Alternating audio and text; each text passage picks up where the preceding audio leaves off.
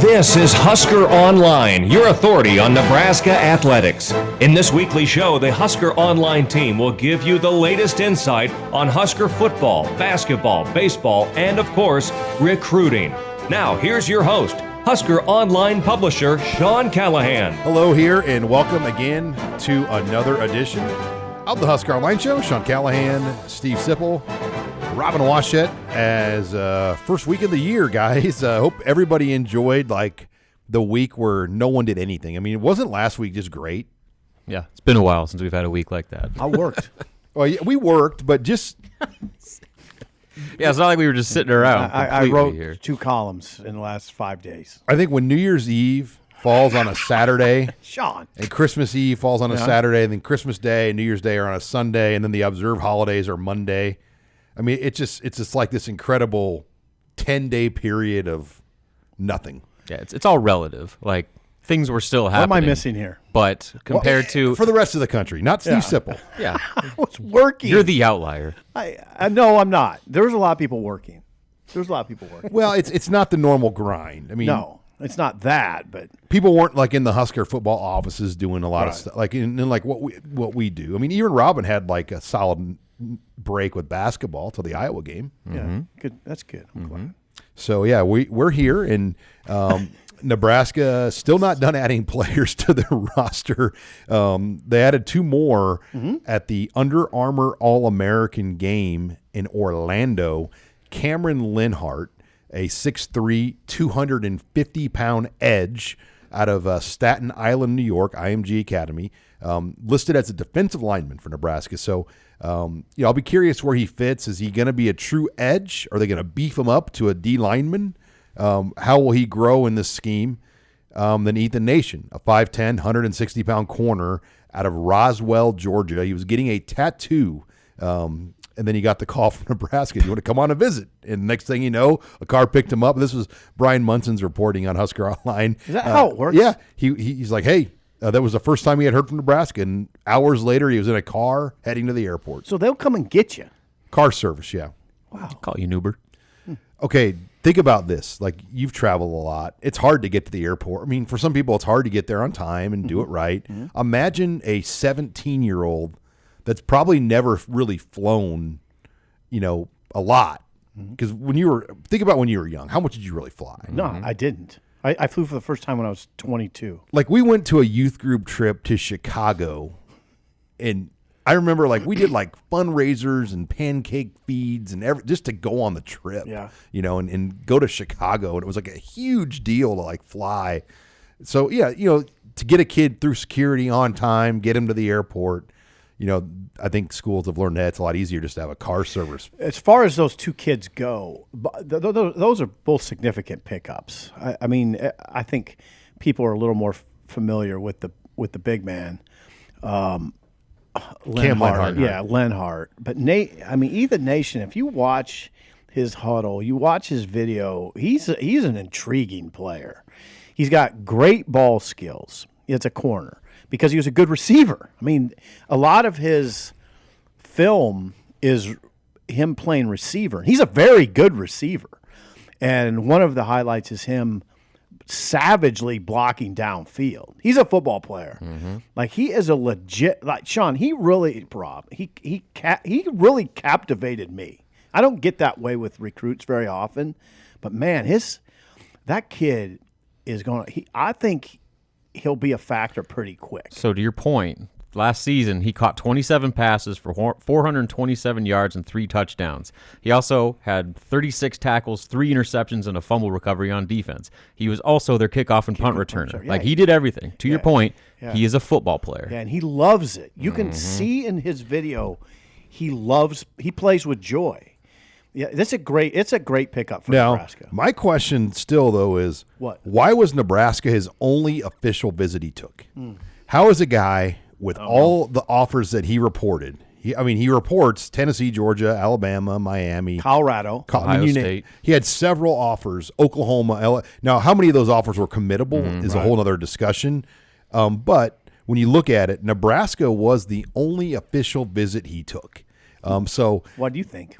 is there an academic piece there that we don't? Is there a piece to this puzzle that we obviously don't know? It's strange because he played for Roswell, which was 12-2, and went to the playoffs. He played on a good team. I mean, again, you watch the video, and you watch the players around him. It's a good team. So I don't know. That's an oddity for sure. That's an oddity. I don't know what to tell you about it. I just know his film looks good.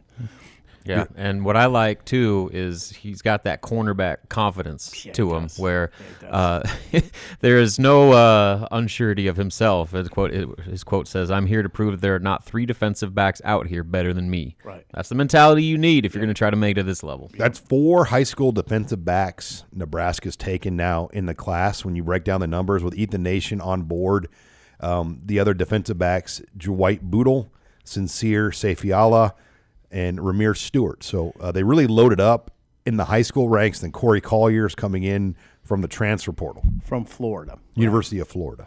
Yeah, so those are 2 late, I mean, I guess I call them late, significant pickups, Ethan Nation and Cameron Lenhart. Significant. 22 high school freshmen now on the roster coming in. That's a good number. 23 total traditional recruits. The other guy that would be in the traditional recruit category is Kai Whalen, the junior college edge. He'll come in as a sophomore. 30 new players. So think about that. 30 new players, and we're barely in the first week of January. Last year they took 33, and we were pretty moved by that number. Nebraska's on a pace to take more probably than they did a year ago. Yeah, and the difference is the type of players, the newcomers they're taking. Last year was full of guys they were plugging and playing, immediate impact transfers. They were reshaping the roster to compete right away. It seems like with this youth movement, this is a long-term plan to where they're building the roster at the beginning in the shape that they want it. And rather than trying to go year to year, quick fix after quick fix. There's a few guys. There's a few guys that you're plugging and playing. I think Ben Scott. There will always be a few guys. Yeah. But I don't know. You can't make that your primary source of recruiting. I mean, especially in the Big Ten. Dicey. And there's a good breakdown on On3 right now by Mike Hugan of last year's transfer portal breakdown. Nebraska added technically 16 players from the portal a year ago. And they only improved the record by 1 game. 16 from the portal last year, 7 so far this year. And you'd identify Ben Scott as one that it's like, I guess we call plug and play. He'd probably be the starting center. But who else are we talking about? I think Sims is going to compete for the starting Sims, quarterback for job. sure. Yeah, Jeff Sims. Yeah, and I think Corey Collier, Chief Borders from Florida. Josh Fleeks is going to play. Don't you think Elijah Judy has got a good shot in the interior line? Yeah, oh yeah, for sure. And then I do think Marco Ortiz is starting at long snapper. Right. I mean, that's a given. So I do think when you look at it, they have 3 to 4 starters for sure on those portals. So 3 to 4. So Ortiz, Scott, Sims, and maybe Judy. Wait a second. And maybe Judy. Wait a second. Sims. This is the debate. Wait. Sean's on Team Sims. Sims is on what are you Team talking Casey. about? You see Casey Thompson last year by chance? Well, do you think? I ask you this, Sean. Did you hear Matt Rule talk about Sims? I did. But I would ask Matt Rule, watch the Iowa tape. Tell me, could Sims execute an aggressive downfield passing game like Casey Thompson did against Iowa? Could Sims do that? It's going to be a battle, one way or the other. I mean, Sims has 23 games of starting experience. He's going to get the spring, the number 1 reps probably, most of the spring, if not all the spring. He'll have an advantage there. And, I mean, he came in presumably on a fairly significant NIL deal.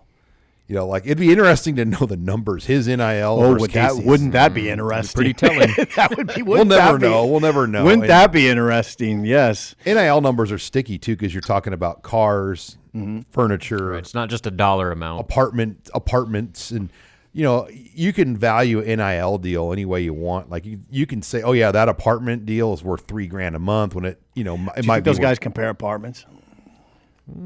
I would. I think it's probably impossible not to compare, especially when you're quarterback. The big coup is if for you a get starting job. If you get a 2-bedroom unit by yourself, then that's a pretty big deal for your family to be able to stay in there, not have to get a hotel. Anyway, so what will happen here? I mean, the way I envision this setting up is, I think you're right. Sims could get a leg up in a competition in the spring because Casey probably is not going to be available at all.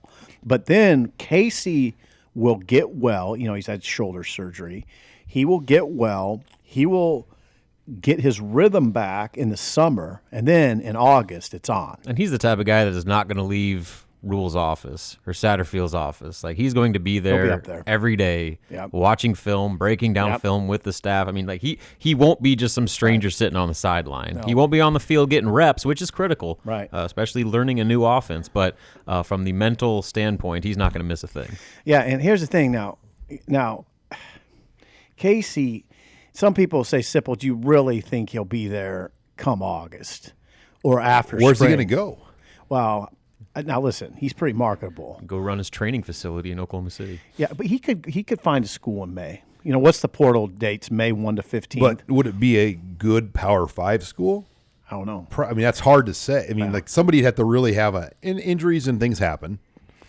Casey, I just think he's earned a lot of capital here at Nebraska with how he performed in 2022, and how profound the difference was between he and the backups. I mean, it was really stunning. Wasn't even comparable. No, it was really startling at times. Like, whoa, there's a gigantic drop off. Like, they probably beat Minnesota with Casey Thompson. But now here's the question. Here's the question: is what's the comparison between Sims? Well, because I watched Sims was not in that I conversation. took 2 hours and watched Sims on Monday. He's a horse. Oh boy, I get why those guys are enamored. 6'4", 220. Oh, he's a good-looking player, and he can throw. Now, he's a beautiful runner. There's no doubt between Sims and Casey who the better runner is. My God, Sims is a great runner. So I'm not gonna say Lamar Jackson, but are there qualities to that with his size, athleticism, Kind of, throwing? yeah. I mean, Rule said, like, he's an NFL player. Yeah, and he said NFL people are telling him he's Right. an NFL player. Are they saying that about Casey? No, not as much. Now, here's the thing. Sims has been injury prone. I mean, you look into it a little bit. 2021, he missed 6 games. 2022, he missed 5, has a sprained foot. He also threw a lot of picks, 30 touchdowns, 23 picks. So did Casey. Now, Casey threw a lot of picks too. And then even on his highlight videos, Sims, you hear the announcers on his highlight videos talking about his inconsistency. They'll say, well, he's been inconsistent. Oh, but that was a good throw. So I think that's the issue, is consistency. All right, I wanted to hit on the staff too. Kind of going long here, segment 1, but I want to make sure we get this in opening headlines as well. Nothing official, at least as of Wednesday, on the new coaches, but we do believe the staff is finalized. Bob Wager is going to be the tight end assistant special teams coach. You're going to have Rob Dvorak from the Carolina Panthers be an inside linebackers coach who's been long speculated to be the guy. The real surprise, though, is Garrett McGuire from the Carolina Panthers as well, the son of Texas Tech head coach Joey McGuire, who used to work with Matt Rule, 23 years old, turns 24 in February, will be Nebraska's wide receivers coach. Yeah, I mean, we're at the point now where I'm really starting to feel old when dudes are 16 years younger than me, coaching, being should feel full-time position coaches. Like, yeah, so that my first reaction. Second reaction was, like a lot of fans, I was a bit kind of leery of it when you get a kid that young, cutting his teeth in the Big Ten. It definitely raises some eyebrows. But this week, especially during our RSS chat, it was brought to my attention that there was a guy by the name of Lincoln Riley, who was a 24-year-old receivers coach at Texas Tech. Charlie Weiss Jr. Turned out pretty good. So, I mean, Matt Rule, I think he's earned the right to have the benefit of the doubt at this point with some of these hires. Now, this is a total outside-of-the-box hire, in my opinion, to get a kid that young, but there's clearly something there. And I'm very curious to see how that progresses. The question you ask, and the question that has to be asked of Matt Rule is this. I'll think about how to word it before I do it. But you have to ask this question. You have to get to this. In recruiting, if you're recruiting a 4-star, 5-star receiver, why is he going to pick Nebraska over a place that has a proven receivers coach who's put guys in the NFL, who's had a lot of success? Why is he going to choose to play for a guy who's cutting his teeth and is about your age, about that player's age. Mm-hmm. I mean, that's the are you going to lose? Are you going to lose ground in recruiting because of that? That's what I would wonder right now. If I had a boy, if I had a son, and that's a legit question. yeah, if I had a son who was 18 years old and a 4-star receiver, and LSU's recruiting him, and Texas is recruiting him, and A&M, and the big dogs, and you look at their receivers coaches, and they're grown men. Well, not that Garrett McGuire's not a grown man, but I mean guys that have been around. What are you going to? I mean, that's got to be a big question in your mind. It is. But that's real talk. My counter to that would be, just a week and a half ago, he was coaching in the NFL. I mean, That's true. Granted, not a full-time position coach, but he's been at the NFL level. He's worked under Matt Rule. His dad is the head coach at Texas Tech. So, I mean, like, he's been around high-level coaching probably his entire life, and he's got connections.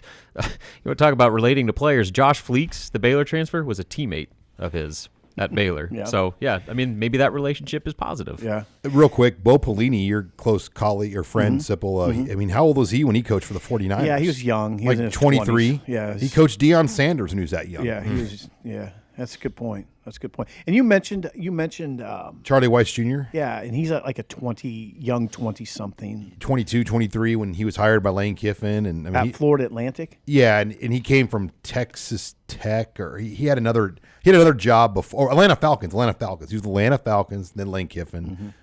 He's kind of moved around. So, all right, we're way over here in opening headlines. When we come back, we're going to continue the conversation, talk transfer portal for Nebraska, and then overall scholarship numbers next. You're listening to the Husker Online Show. You're listening to HuskerOnline.com, your authority on Nebraska athletics. And we're back here on the Husker Online Show. Sean Callahan, Robin Washut, Steve Sipple, as talking just transfer portal now and roster needs for Nebraska and kind of where things are at. And, today, and we're about 2 weeks away from classes starting at UNL, and that really doesn't matter. I think the key date is August. And before we get to that, I want to. This segment date is what? In August for the 85 scholarships. Okay. But this segment is brought to you by Tanner's Sports Bar and Grill, 30th and Yankee Hill Road. Get on into Tanner's, go in there, watch the national championship game Monday night. Go in there, watch all the NFL action. I might swing in there, watch the Chiefs game on Saturday.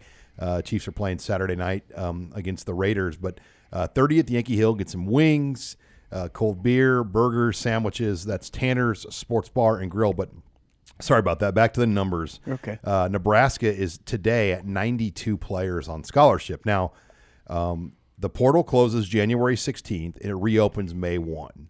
So there is a lot of time in between windows here. And there haven't been any entries for Nebraska this week. And I get asked this question a lot, like, are there going to be? And my thought is, like, if you don't have a place to go, why would you give up a financial situation not knowing you don't have another one? Because people are in your ear telling you that there's bigger and better things and greener grass somewhere else. I mean, I think it happens all the time where it's not just about playing time. It's about, getting your best possible deal when it might not be in your best interest when you sit down and actually break down the numbers and look at the actual opportunities that will be available. Yeah, this is where, NIL is big in this discussion, and Nebraska's been pretty aggressive in this. Hey, in the month of December, a lot happened. I mean, they locked down. We had a story. Jeremy Crabtree of On3 had a story about it. They locked down key players: Reimer, Henrich, Robinson. Who else? Sean, Anthony Grant, AJ Allen, Quentin Newsom, AJ Allen. Oh, did they lock down Quentin Newsom? They just announced it on Wednesday. Is that right? Teddy Prohaska. Okay. See, and I'm going to tell you something right now. All that was going on with the 1890 initiative, and it was a very busy month. That is a very behind-the-scenes kind of thing that people don't understand. It doesn't get a lot of coverage, but it's big. Oh, my God, it's big. You couldn't lose Reimer. You can't lose him. You've already lost too much off the defense, in my opinion. You lost O'Shawn Mathis and Garrett Nelson and Colton Feast. Those are big losses. You lost Hausman. That's a big loss. Nobody likes to hear that, but it's true. You couldn't. There are some guys now when it gets down to it, you couldn't lose. You couldn't lose your inside linebackers. Okay, so yeah, what was going on in December was big. It was big. And they locked guys down. That was what they needed to do. Yeah, and there's always going to be losses. There will always be attrition in today's transfer portal world. And there's going to be guys that you don't want to see leave. And for me, Ernest Hausman probably tops that list just because of his long-term ceiling. But, the fact that they were able to retain what they did and then complement that with the additions they've made in the transfer portal, I'd say overall, as far as the portal goes, this offseason has been a success so far. But there's needs, and that's what we're going to talk about now. Still needs and still a lot of time to fill there's them. needs. You got to get – hey, just start with that inside linebacker position. You better get some backups there. You better get a guy who can come in and play. Well, you look at it right now, when you break down the numbers, it's Henrich and Reimer. And then Kapai. Well, I mean, the question is, who's the third guy? I don't know. I mean, would it be Grant Taggy? I mean, based on like guys that have played, even though he's still a walk-on, or would it be Garrett Snodgrass, who's been injured? Kapai's never played. Seth Malcolm's never played. Mekhi Gaber has never played. Right. Those are the scholarship guys. I know. Those are the guys you got to get ready. You got to get them ready. I think Eric Fields and Dylan Rogers, one of those freshmen, could have an opportunity. But who's the? You saw what that looked like with Hausman. He's a really good player, but man, early he was not. That was hurting him. But he was swimming in it. Who is the third inside backer right now? Good question. He might be playing somewhere else. You might be playing. It would have to be Snodgrass, right? Just for where he was on the depth chart last year. Taggy. Okay, so another area need, they got to go get receivers, probably no plural, doubt. right? Yeah, either that or you're hoping. Well, Josh Fleeks, I don't look at him as a number one, though. No, he's a complimentary piece. There really isn't a number one on this roster. Washington's probably the closest. Or Lante Brown. I'd put Washington. He's played way more. Sean. I mean, those are your top two right now. Yeah, I agree with that. If I was projecting your starting three based on the players that are here today, it's Alante Brown, Marcus Washington, Josh Fleeks. Those are probably your starting three. Yeah, but your one is Marcus Washington. Probably. Yeah. But he's not a true one. Not really. Well, he's never been a true one. No. But I think by default with this current depth chart, he is. That's what I mean. He's the clear one. Can you go out and get a clear one? I think you can. Like Trey Palmer. Maybe not like Trey Palmer. I don't know, maybe. I guess it depends on what's out there because there's going to be a whole new batch of players that enter the portal after spring ball. 4 freshman receivers, though. Malachi Coleman, Jaden Doss, Bryce Turner, Jalen Lloyd coming in. Can one of those guys give you something? Hey, Malachi Coleman give you something? What about Janarian Bonner? Janarian Bonner? Yeah, he should be a guy that competes. He redshirted, and he's built like a Big Ten receiver, I'll tell you that much. He doesn't run like they like these guys to run. I mean, you look at what they've done in recruiting. It's a track team. They've literally added track guys at receiver. Janarian Bonner, not a track guy. Not really. Big body, big thick so body. Does he fit what they want to do is my question. Right. So then the next place he goes is offensive line. You added Ben Scott, who's probably your starting center. But now what? They're looking at tackles still. Walter Rouse from Stanford is reportedly going to visit Nebraska. Now, we haven't confirmed when that's going to be, but it's expected to happen here in January before classes begin. So Walter Rouse is a name to watch as Nebraska is at least courting him or talking to him. And there's been some reports out there that Nebraska will get a visit in January. January 23rd is when classes start, so that's all got to happen fairly fast. Yeah, there's 2 weekends. I mean, not only this weekend, but the next 2 weekends after, you can bring a visitor in. So I think Nebraska will have an opportunity to get him here. So you're also trying to fortify the defensive line. And what about edge? It's both. Yeah, I count that as defensive line, but yeah, edge and in. Edge and in the interior. You got to get guys, plural. Now, Chief Borders, you wonder, is he ready to be a factor on the edge? You can't really find tape that would suggest that at the college level, but I mean, he's here for a reason. There are very few known commodities in that group. You had Blaze Gunnerson, played a handful of snaps. Jamari Butler. I mean, he big played drop some off. snaps. Let's face it. There was a big drop off from Garrett Nelson, O'Shawn Matheson, Caleb Tanner to Gunnerson and Butler. No doubt. There was a big drop off. Huge drop off. Yeah. And those guys. Well, listen. Garrett Nelson, say what you want about Garrett Nelson and O'Shawn Mathis. One was a second-team All-Big Ten player, and the other was a second-team All-Big 12 player. I mean, that's what you lost. And Tanner never missed a game. I mean, he was reliable, and he was a grown man, and he did make plays. Those guys didn't have the gaudy sack numbers that you thought maybe they would have, but I mean, They were all playing pretty well towards the end of the year. Yep. I'll tell you that much. yep. Watch the Iowa game. Yeah, no doubt. All right. And Walter Rouse is expected, I think, to visit this weekend. So that's something to watch moving forward. The Stanford tackle will visit Nebraska potentially this weekend. He has not confirmed it publicly, but that is the scuttle right now that Rouse could be here this weekend. Boy, that's big. Where else?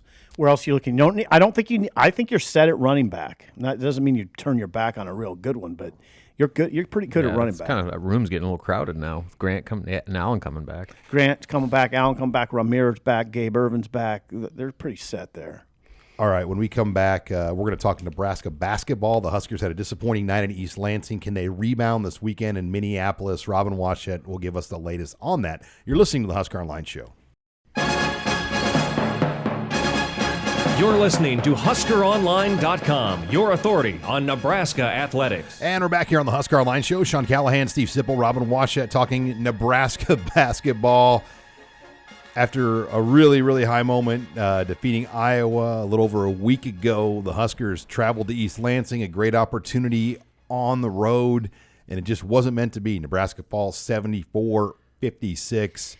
Michigan State shot lights out of the gates. To give us more on the loss, Robin Washett. Robin, just your big takeaway from kind of what was once again one of those punch-in-the-gut type performances. Yeah, so basically the way I sum it up is everything that needed to happen against Iowa for Nebraska to win happened.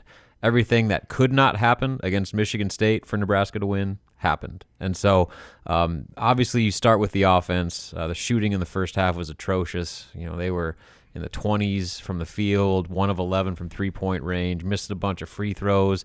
They were getting dominated on the glass, and I think that those issues and struggles offensively, once again, which has been the case at times, carried over to impact their effort defensively. And if Nebraska does not play high-level defense for 40 minutes, they're going to have a hard time competing with anyone, let alone Michigan State on the road against a Spartan team that comes out, like you said, hitting everything they took. They were upwards around 60% from the field. Tyson Walker had 16 of their first 24 points, and really Nebraska had no answer, especially towards the back half of the first half, where that thing really got away from them. It was an 11-11 game, and Michigan State ended up closing on a 28-6 run to go into the half. So that, again, Nebraska had two very clear points. They wanted to limit Michigan State's offense in transition, and they had to rebound. They got dominated on the boards, plus I think they were minus 17 on the boards. They gave a bunch of offensive rebounds and second chance points. And then in transition, well, you're not seeing like the fast break layups. No. What Michigan State does is they push the tempo and they catch your defense off guard, and they like to do transition threes, and their ball movement was exceptional. So Nebraska, they didn't play the best defense, but a lot of that had to do with how much they were exposed with Michigan State and how crisp they were offensively. Thank you. And this is one of those deals where Michigan State, this is what they do. Every year, they kind of plod through the first part of the season, figure out who they are as a team, and then come the second half of the year, that's when they turn it on. They got Malik Hall back, who makes a huge difference in their rotation just with everything that he brings. And when you got them, the whole team shooting at that type of clip, with them feeding off the energy of the crowd, they had the alumni game, so there were no students, but they had a whole bunch of former students come back in there. Like so 30-year-old students. Yeah, like old guys that come back and get to sit in the student section. Like that was a buzzsaw in every sense for Nebraska. So I think the most important thing that they can do now is just flush that one as quickly as possible, because come Saturday morning, they have a absolute must-win on the road against Minnesota. If they're going to be a legitimate postseason team, and that's NIT or whatever you want to do, they have to find a way to win these types of games on the road, just because road win opportunities are going to be so few and far between in this league. I watched the game, and then I watched the post game. Izzo was really happy. And you know how Izzo is. He's not very happy. They did everything right. He's not happy very often. Hell, his son got in the game. Yeah, his son, who's my size. His son, who averaged 1.5 points a game in high school. He's played like 33 games. How do you get a roster spot? I know how you get it. Yeah, you're Tom Osborne's kid. Hoiberg's kid was like a legit high school player. Yeah, this kid didn't start at Lansing Catholic. Whatever. Now, here's the deal. He didn't. He averaged 1.5 points a game. And like Hoiberg's kid was like a 20-point-a-game high school player. Right. Now, I think that you have to say, you add to the conversation is that Michigan State maybe played its best game of the year on both sides of the ball. I think you could certainly make that case. Yeah, you're right. Nebraska did run into a buzzsaw. And it looked what I was struck by, guys, was how much different the game looked than Iowa. Iowa was really uncomfortable. Nebraska made Iowa's offense really uncomfortable. And you know what, Rob, Sean? Michigan State was very comfortable offensively. And it's like what Rob said.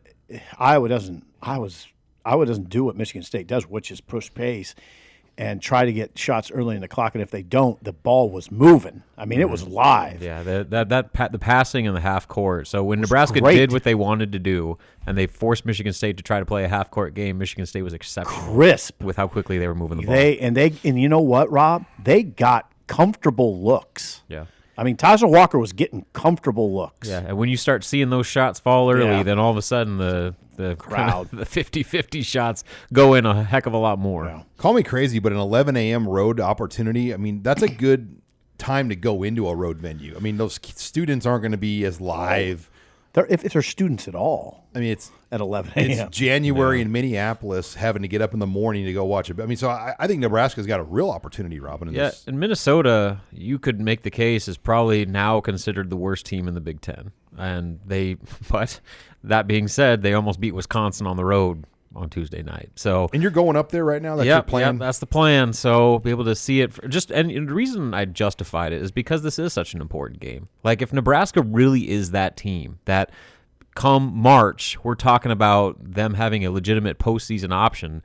This is the type of game they have to win. They have to defend home court, and they have to find a way to get games like this on the road. I mean, like Minnesota, Northwestern, maybe even like a Penn State. Like those are the types of games that you got to find a way to get at least some of those if you're going to have even a remote chance at a postseason resume. Yep. All right. When we come back, we're going to continue the conversation. We got lots of questions in the mailbag to get to. We're going to hit on those questions next. You're listening here to the Husker Online Show. This is HuskerOnline.com, your authority on Nebraska athletics. And we're back here on the Husker Online Show. Sean Callahan, Steve Sipple, Robin Washut taking you through this first week of the new year. Taking your questions now in the mailbag, and lots of questions. Abby Barmore not with us today, but we got all the questions still from Abby. She had something come up this morning, so we will get through these questions, guys. The first question, call your shot. What does the receiver rotation look like for week one? And we kind of already hit on this. Is that guy not here yet? But we know Alante Brown and Marcus Washington probably starters. Maybe Joshua Fleeks is the other one based on what they have today. Now, could like a Thomas Vadoni emerge as more of a receiver threat as a tight end? That's another scenario we didn't talk about. Yeah, I wish I had the depth chart in front of me. Who we missing here? Pull up the scholarship distribution table. So there's Marcus Washington and Josh Fleeks, Alante Brown, Tommy Hill. Give him an offseason working at receiver. Who knows? Whatever he's going to do. Sean Hardy, Janner Bonner, Victor Jones Jr., Malachi Coleman, Jaden Doss, Bryce Turner, Jalen Lloyd. Janiron Bonner. I'm going to get you on that one. Janiron. Okay. What I would tell you, the takeaway from this conversation is this. They need to add a guy who's proven it to Power 5 level. They need to add maybe two. Is that, but are they even, like, is there somebody coming in for a visit we don't even know? Right. Like, that's the other, like, the portal is so different, too. A lot of it's kept under wraps. It's hard to even get confirmation directly from prospects that they're visiting. I mean, we interacted with Jeff Sims directly a little bit, but he still wouldn't say he was here. It's kind of like a veil of secrecy trying to cover portal recruiting. Yeah. So, I guess right now the answer is Marcus Washington will be out there as a starting receiver. Alante Brown will be, and I think Fleeks would have a good chance. Joshua Fleeks, the transfer from Baylor. Yeah. All right. 5'10", 190. Then one of those young guys would be the fourth. It's just a matter of the thing is, though, like Fleeks and Alante Brown look the same to me. They look like slot guys, right? Mm-hmm. That's where one of those bigger guys like Bonner might have a shot. Yeah. All right, how many more spots with 2 more commits this week? How many more scholarship players can Nebraska add? I mean, I think I could see 5 more. 4 or 5 more. I think they'll break 33, and 33 is what they added last year. Yeah. And, it'll always work itself out. Like, people worried about the numbers crunching in January. Like, people freak out. Don't waste about your time. Like, it'll all get figured out. What's the psychology there? Why do people worry about that so much? Because everyone wants to know who's going to get thrown over the wall. Yeah. There's just this like intrigue to know who is the guy that's going to get thrown out. And everyone wants to know, like, predict who's going to get cut, who's leaving. They want to know. It's like, guys, Tyreek Johnson probably not going to be back. That's one that you. Like, Braxton Clark's one that intrigues me. Will he come back for a 6th year at Nebraska if he's not in the plans? Like, we don't know. I mean, he was right on the cusp of the plan last year. I mean, he played. He did play. He saw some very meaningful snaps. Yeah, I don't know. Yeah, there's just a number of guys like Tyreek Johnson, Braxton Clark. Those are 2 that jump out immediately. Hunter Anthony, I would assume, stays. But what if he's not on the plans at right tackle or left tackle? Where's he at?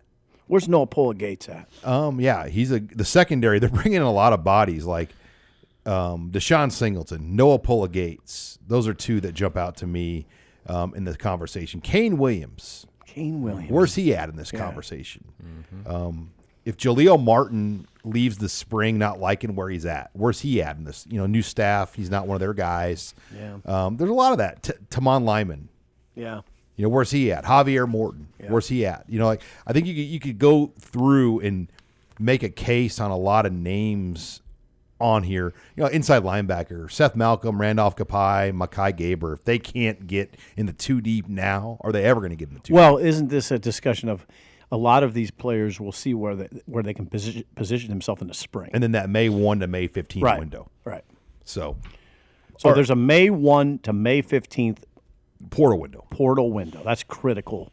That's a critical period. Yeah, you can't go out of town that way. It'll be a busy 2 weeks. Right. Yeah. All right, what are your thoughts on the new wide receivers coach having so little to no experience? And I think that's where I lean towards Rule. I mean, this is his show. That's it. And he can do what he wants. I mean, well, you have to trust him on this. Like, he knows more about running a football team than any of us will know and how he wants to do it. So, can you be critical about hiring a 23-year-old wide receiver coach? Absolutely. But it's not our show to run. Well, it's not, but it is our place to analyze. And we covered it. It does come down to trust in your head coach. It really does. And you will say that, I'm sure Matt Rule has as much knowledge and background on this guy than anybody. Just because of his relationship with the father. They're like best friends with those 2 guys. So I think that this isn't just some uninformed on a whim decision. I think that there's Matt Rule obviously has a lot to like with this hire and wouldn't have made it just to do a favor. I think that he sees a lot of value in it. And again, this is not unprecedented. Guys that age get Power 5 level jobs. It's happened before, and usually the coaches that are that young that are getting those jobs are up and comers that are going to be doing big things very quickly. I hate to bring up things we don't know. It's hardly ever a good look, but you just wonder, was Garrett McGuire down the list a little bit? Were there other? Did the Mickey Joseph thing change things too? But what we talked about a long time ago was like Mickey's asking money, like what he wanted. I don't think Mickey Joseph was really ever going to be a part of this thing, even before the incident happened. We were asked on the live chat, would Mickey have been the wide receivers coach if not for the trouble he got in? And my answer to that is likely no. Mickey wasn't. I don't think that Mickey was going to stay here as a receivers coach and make $500,000. That's not what Mickey wanted. He wanted to make 7-figure money. Right, 7-figure money and have, at the very least, a coordinator tag of some sort. Not work for $500,000 as a receiver. He was making $600 last year. Yeah, well, whatever he would have made. But the highest paid receivers coach in the country made $900 last year. So, Mickey wanted a lot more than $900,000. A lot more, and he wanted to be paid as You don't see a lot of receivers coaches that are coordinators. No, you don't. You don't. The other thing about Mickey, he was going to interview for head coaching jobs. I mean, he wanted to be a head coach. He had a shot at some head coaching jobs. Tulsa was the big one. Yeah. I mean, he wanted to get in at Arizona State, or he was at least talked to. But that's where his mindset was. It wasn't, I'll stay as the receivers coach. That strikes me as almost last resort for me. I just don't think it would have worked. Like, Yeah, there's a lot of politics and egos involved. I mean, with that. if Matt Rule didn't hire Barrett Ruud over like Rob Dvorak, like why would he hire Mickey Joseph? Like, I mean, Good point. I mean, there's just some of the guys like you look at on the roster that he could have kept and didn't keep. No, and there was a mindset there that what I was told is that Rule was careful about this. Is that he didn't want to keep former staff members. He's done that before, and it didn't. It doesn't work well. It doesn't always work well. So yeah, he wanted new blood in there. Like Bill Bush is a great coach and would have done a fine job if kept, but like he wanted to go in a different direction. Like he wanted to bring in Ed Foley to coach special teams. All right, question on Dylan Raiola. What does Matt Rule have to do in 2023 to convince Dylan Raiola to commit to Nebraska? I think the biggest thing, guys, is courtship. How often is Dylan Raiola going to come? Like, is there courtship happening right now that's already happened that we don't even know about? I think there has been. Really? Well, Dominic was here on December 9th at the Purdue basketball game. Was Dylan here? I don't know about that, but Matt Rule said he took a top-ranked 2020 four recruit out to dinner and posted the picture of it. So there was a lot of the one correlations. Vincenzo's, yeah, there's a lot of correlation there. Family dinner, like God, that cryptic Twitter game, like it's gonna drive Husker fans up the wall. I know, like the just the pictures and all the game stuff.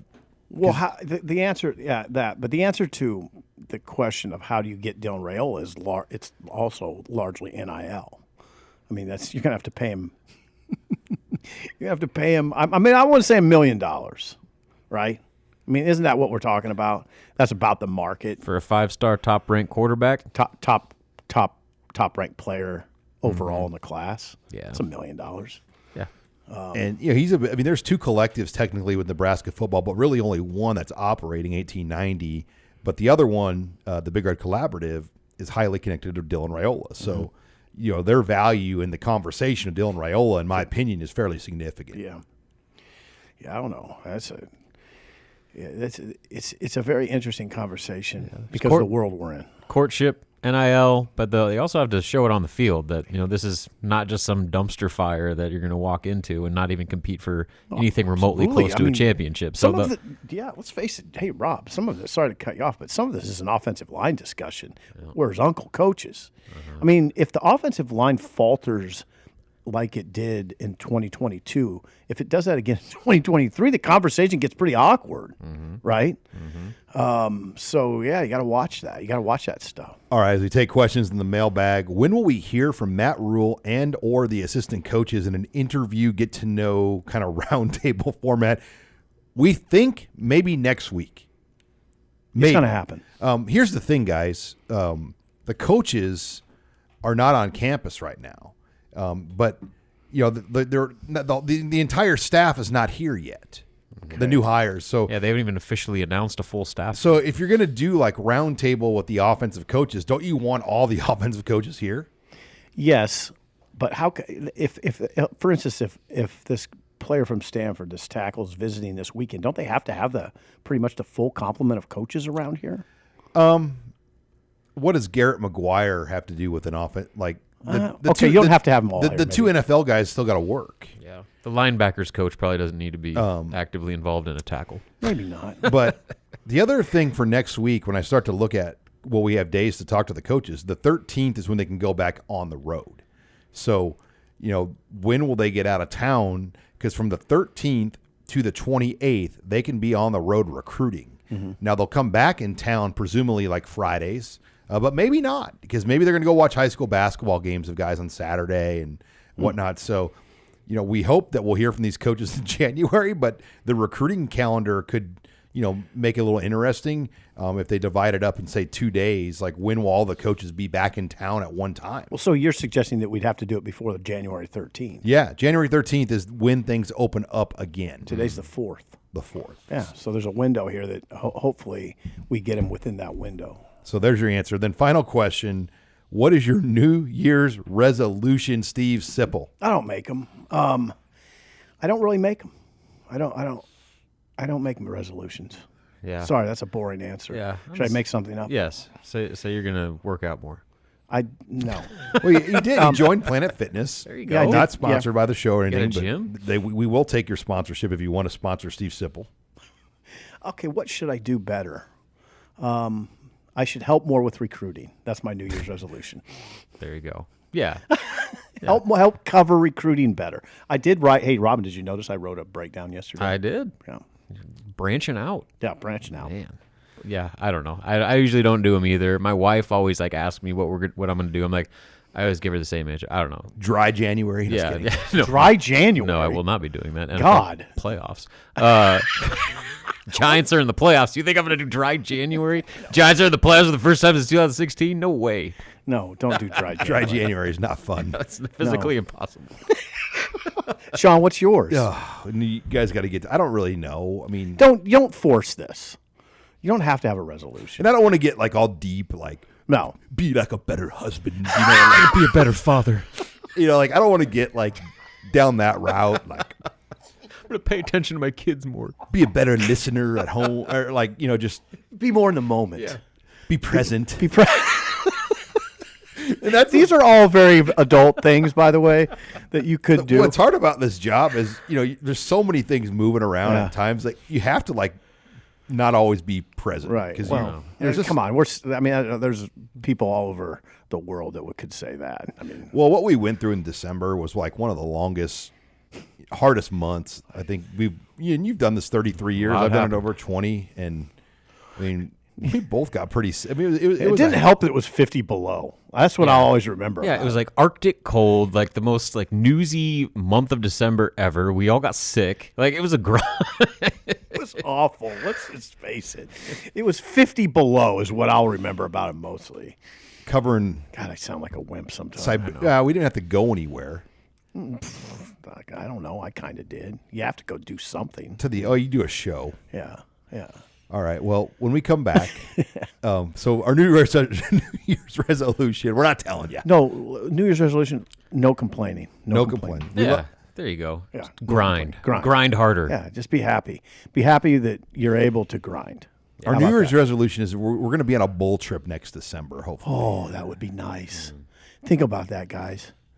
It's been I forgot what bowl trips are like. This is how much I think about bowl trips. I was watching the Orange Bowl. This is kind of sad. I was watching the Orange Bowl, and I went on the Orange Bowl website, He sent it to me. and I pulled up the media itinerary and fantasized what it would have been like to cover the Orange Bowl for a week in Miami. Going to practices, the bowl press conference. It's beautiful. And what I discovered was I stayed at one of the team hotels already, Yeah. the Diplomat. Yeah. It's a Hilton property in Okay. in Okay.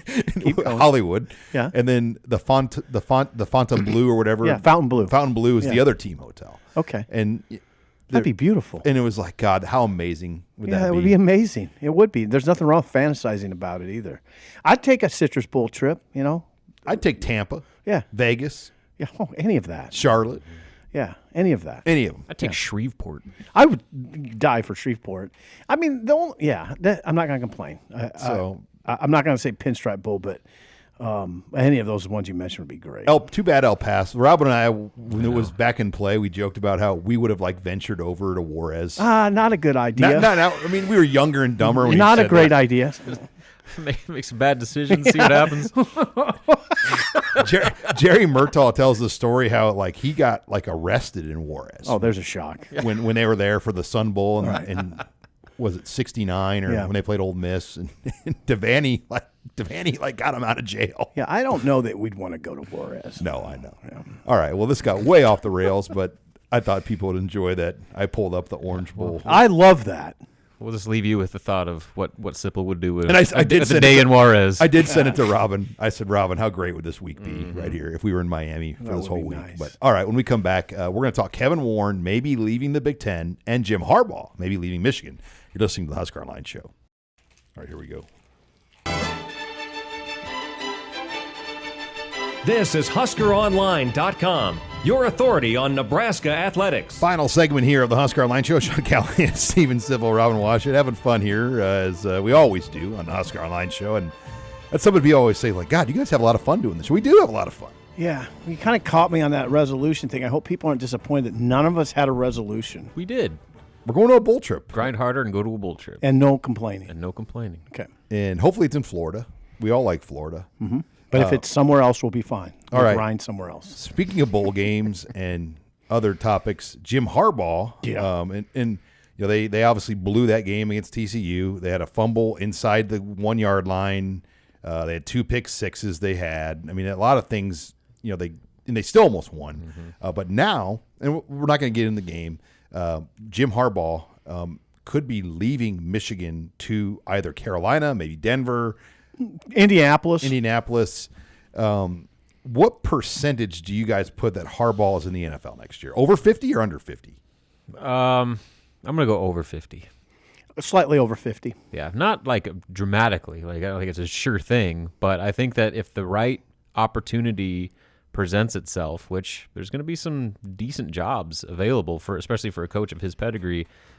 You know, he doesn't stay anywhere long, and he's been at Michigan how long now? I mean, 8 years. That's on the long end for his stays. So usually, you know, he gets worn out of his current situation. People around him in his current situation get worn out of him, and so it seems like the timing kind of lines up where there's good opportunities, and maybe he's just ready to turn the page once again. He's 59 years old. This would be a great opportunity for him if he wants to get back in the NFL to do it. He's an NFL guy. Yeah. He's 44-19-1 with San Francisco. 44-19-1. Fell short in the Super Bowl against his brother. Yeah. Does he have an itch to get back and try that? Yeah, I bet he does, and he's 59, so this would be about the right time to do it. Now, it'd be seismic. It'd be seismic for the Big Ten if he leaves. And right away, you think, what does Michigan do? I mean, what does Michigan do? I mean, Luke Fickell's gone. It's very provocative, the conversation. You know, you think of guys like Peterson, the former Washington coach.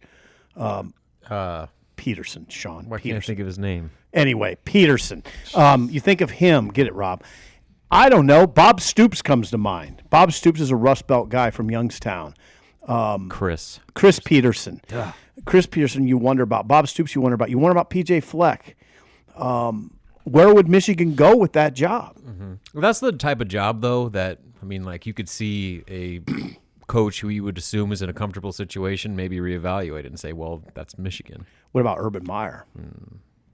Yeah, I know. What about Urban Meyer? I saw on message boards, geniuses, somebody did a snapshot or a screenshot of a Michigan message board suggesting that very thought, that they should go get Urban Meyer if Jim Harbaugh leaves.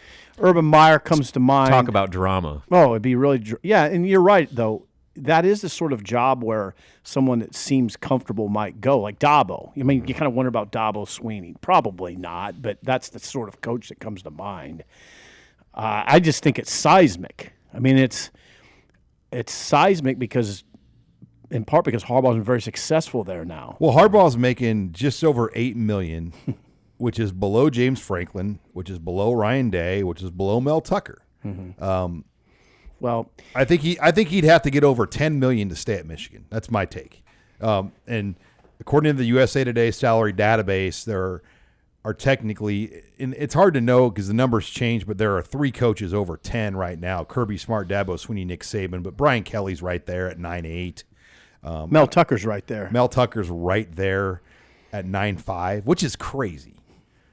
Mel Tucker makes more money than Mike Tomlin. In what world does that make sense? It doesn't really make sense. I mean college contracts don't make sense in general. I mean, how much money is getting thrown around. At any rate, it's a fascinating story. I mean, think about the Denver Broncos, if Harbaugh would jump to Denver Broncos and take on Russ. Apparently, he's already talked with Carolina. Yeah, Carolina seems like the one that has the most steam right now. Yeah, but will they keep their current guy? So I mean, there's a lot of that's an attractive. layers Is to this. Carolina, and I mean that's an attractive division, right? Yeah, I mean, especially if Brady leaves. I mean, Like, it's Tampa's going to be up in the air, so You it's can there get- for the taking. like where his previous division, you wouldn't want to be in the NFC West again. I mean that's probably the hardest division. It's up there. All right, I want to hit on this before we close the show too. Kevin Warren, Big Ten commissioner, publicly interviewed, and they've acknowledged that with the Chicago Bears to be the commissioner of the Bears, or the President of the Bears, President of the Bears. which is the head of the organization. What do you make of this? Like, why would that job be better than being the Big Ten commissioner? Well, if he has designs on being the NFL commissioner, that would be a logical step toward that. Yeah, that makes perfect sense. Yeah. And I mean, maybe there's a lot of just what he's had to try to navigate through has been pretty unusual with the pandemic and then the conference realignment and all that sort of stuff. But considering the work that he and the Big Ten office have put in, like, you're just going to drop and leave it to go be the president of the Bears? Yeah, typically commissioners' tenures last a long time. This would be sort of unusual for him just to serve a few years and then move on, except the NFL scenario makes so much sense that if he indeed has designs on being the commissioner of the NFL, this makes a lot of sense. And I think he'd be in that conversation. What do you think? Do you think that maybe some handcuffs got put on Kevin Warren with his powers after some of his mishandlings of the pandemic, or he doesn't like his job as much, or because he doesn't have total power? I mean, Sean, I don't know that there's any. I don't know if I want to conjure up anything negative. I think what this is what his next move would be, or his is- ultimate move. Yeah, is. and let's face it, there's a fair amount of prestige for that person who's from he's from that area. To be the leader of the Chicago Bears that's a pretty prestigious position, and again might get you to the ultimate. Where, come on, I mean, Kevin Warren as the NFL commissioner, you think he would turn that job down? No. I mean, for one thing, you make about $30 million. I mean, do you? Maybe I'm way off base here because of 2020, and I can't get that out of my mind. But like, I don't see him as an NFL commissioner. I'm sorry, guys. I mean, do you think he is the guy that Does he have the chops? to lead the league? I don't know, just Roger Goodell. I think a lot of people would question that as well. So I don't know. bar isn't very high. Does he there. have the chops? Who does, Sean? I mean, I will say the work that they've done in this conference expansion has been pretty. Yeah. I mean, How much is that? Can't really complain about in the that. TV deal, but and I do think he did a great job with the TV deal. But what's Barry Alvarez's role in this whole operation now? Like, he was brought in, it felt like, to kind of pick up the flaws of Kevin Warren, perhaps. and kind of take on some of the old guard of this league and the football topics. And The other thing is there's some talk about Warren that there might be some frustration that he can't get Stanford and Cal. Oregon and Washington. Yeah, he wants some more academic prestige injected into the Big Ten, and if there's roadblocks there, that might be a frustration, which might be a negative. It might be a negative reason, I guess, that he would look at something else like the Bears. so if let's say it's hypothetical. Let's say he goes to the Bears. Where does the Big Ten go? I got 3 names: Barry Alvarez, Gene Smith, Jim Phillips. I like Jim Phillips of those 3. Jim Phillips he used to be at Northwestern in administration, leadership position, president, whatever it was, and now he's the ACC commish. He would make total sense. Yeah. I don't think Barry Alvarez makes sense. He's I don't too think- old. Well, no, it's not age. It's more background. He What doesn't about have Gene Smith? Yeah, I mean, Gene Smith makes a lot more sense than Barry. Barry doesn't have any legal background, doesn't have any business background, really, not to speak of. I think you need to be more.